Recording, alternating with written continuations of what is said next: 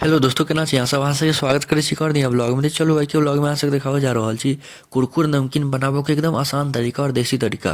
देखियो कते मस्त कुरकुर नमकीन बनल छै। अगर अहाँ सबके एहने नमकीन बनाबो के या तऽ वीडियो में अंत तक बनल रहू।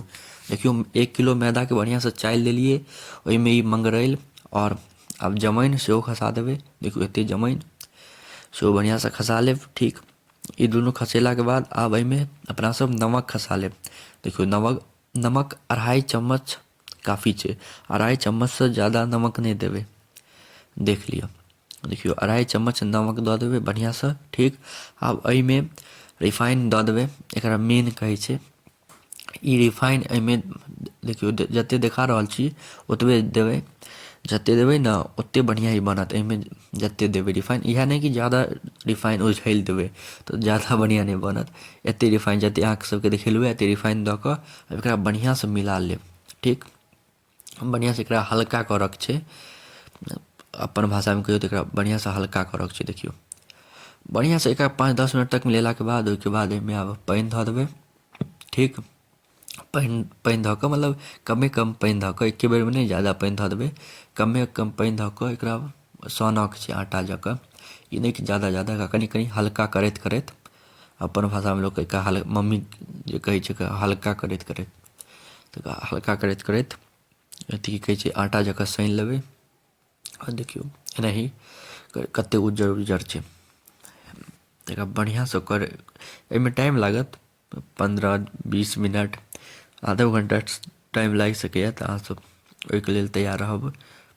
एक बेर देखियो कते बढ़िया से सना गेलैए आटा जकाँ एकदम बढ़िया। इम्हर बेलना चकला तैयार कर लेलिए, पेपर, थारी, चाकू नमकीन के डिजाइन बनाबऽ लेल। और ढक्कनो रखने छियै, ढक्कनो अहाँ सबके डिजाइन सब बतायब केहन की डिजाइन सब छै। तऽ देखियो आटा एकदम बन कऽ तैयार छै। आब ओकर गोली काटबै।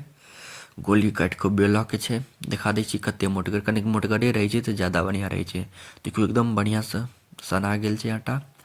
आब एकर गोली काटि कऽ बड़के बड़के लेबऽ के रहै छै, कनिक मोटगर। एकरा बढ़िया से अथी बना लेब, गोली बना लेब। एकरा बेलना पर बेल देबै, केनाहू बेलना चकला पर केनाहू बेल लेब। जरूरी नहीं छै एकर गोले, केनाहू बेल लेब। देखियो देखाबै छी अहाँ सबके एना। आब एते मोटगर रहऽ देबै, जते देखा रहल छी अहाँ सबके एते मोटगर रहऽ देबै। ओहिके बाद देखियो ढक्कन कोनो लऽ लेब, कोनो शीशावला अथीके बोतलके ढक्कन, आ एहि हिसाबसँ काजू जकाँ एकर डिजाइन बना देबै। देखियो कते मस्त ई डिजाइन एक नंबर छै, लेकिन ई बहुत धीरे धीरे हैत, एहिमे बहुत समय लागत। तऽ एहन डिजाइन बना सकै छी एकदम काजू जकाँ।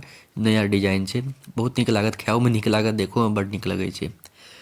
देखियो कते मस्त लागि रहल छै, एक नंबर काजू जकाँ। आ ई जखन तैर कऽ निकलत तऽ एक नंबर लागत खायमे, की बताउ। आब अहाँ सबके चलू दोसर डिजाइन देखाबै छी। देखियो ई चक्कूसँ काटि लेब एना। देखियो जे हिसाबसँ बता रहल छी उएह हिसाबसँ काटब। ओ काजूवलामे समय लगै छलै, एहिमे समय नहीं लगै छै। एहिमे बस एते पतला पतला एगो पट्टी जकाँ, एक रंग पत्ती जकाँ काटि लेब कनि। देखियो एते हिसाबसँ एना पूरा काटि लेबै। ठीक छै, एक रंग सबसँ आसान ई छै ई काटऽके। ओ जे मुन्नावला बतेलहुँ ओ बहुत मोटगर, ओ बहुत समय लगै छै ओहिमे। आब एनाही अहियो पारसँ एना काटि देबै पत्ती एते मोटगर, एक रंग एनाही ओतऽ तक पूरा काटि देबै। तऽ एक नंबर ई बनि जायत। ई बहुत आसान छै, एकर मम्मीके कनी दिक्कत भऽ रहल छै, हम बढ़िआँसँ काटि दै छियै। हम तऽ कियाकि वीडियो कऽ रहल छियै तऽ हम केना कटबै, मुश्किल छै। आ मम्मी ओते हमर वीडियो बनेबे नहीं करतै हाथके, ओते कहतै हमरा पास टाइमे नहीं है। तऽ तैँ मम्मी कटै छलै तऽ ओकरे वीडियो बना लेलहुँ। आब एकरा बढ़िआँसँ छोड़ा लेब सबके, कियाकि सटल रहै छै। देखियो छोड़ा लेलिए, एकरा हटा लेब। आब अहाँ सबके चलू देखाबै छी। देखियो कते मस्त बनलैए काजुओवला, इहो जे एखन बतेलहुँ डिजाइन, दुनू मस्त बनलैए। आब देखियो एकदम बढ़िआँसँ कटा गेलैए सब बढ़िआँसँ। जते भी 1 किलो छलै मैदा सनने रही आटा जकाँ, सब बढ़िआँसँ पीसमे कटा गेलै। इम्हर आब रिफाइन दऽ देलियै गरम हुअ लेल, रिफाइन गरम भऽ गेल छै। आब एहिमे जे कटने रहियै सबके धऽ देबै, कनिके कनिके देबै, एके बेरमे ज़्यादा नहीं धऽ देबै जे सब सटि जाय। तऽ कमे कम देबै।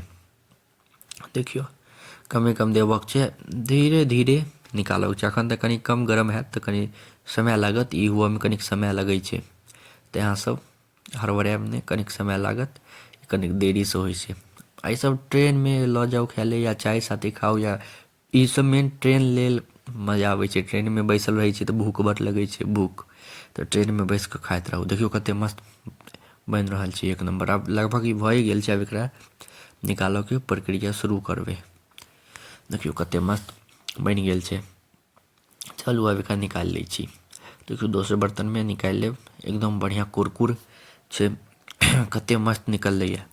अहाँ सब बताउ अहाँ सबके केहन लागि रहल यऽ वीडियो में। मतलब अपन आँखिसँ तऽ एते मस्त लागि रहल छै, खाय में और मजा कते भयंकर बनलै। आब चलू दोसरो घानी में धऽ दै छियै। कए गो घानी हेतै, 3-4 घानी हेतै।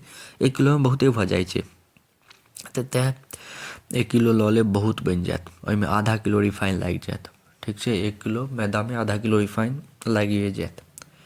तऽ देखियौ अभी पूरा बनि कऽ रेडी छै। जते भी 1 किलो छलै ओ पूरा बना लेलियै।